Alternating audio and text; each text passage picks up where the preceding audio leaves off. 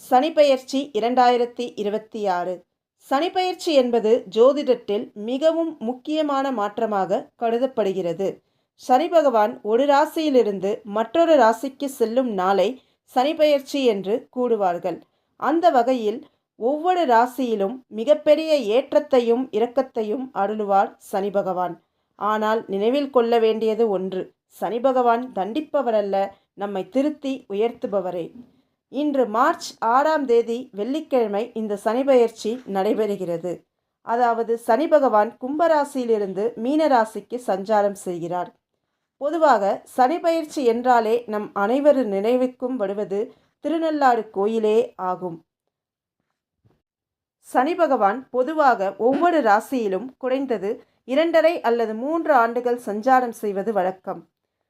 அதன்படி மீன ராசியில் வரும் 2029ஆம் ஆண்டு ஆகஸ்ட் மாதம் வரை சஞ்சாரம் செய்கிறார். சனிப்பெயர்ச்சி என்பது அந்த ராசியினரின் வாழ்க்கை மட்டுமின்றி அந்த ராசிக்கு முந்தைய மற்றும் பிந்தைய ராசியிலும் தாக்கத்தை ஏற்படுத்தும். அதன்படியாக சேழரை சனி நடந்து வரும் கும்பராசிக்கு சனி பகவானின் பாத சனி காலம் தொடங்கும். மீன ராசிக்கு விரய சனிக்காலம் முடிந்து ஜென்ம சனி தொடங்கும். மேஷ ராசிக்கு முதல் கட்டமான விரய சனி தொடங்குகிறது.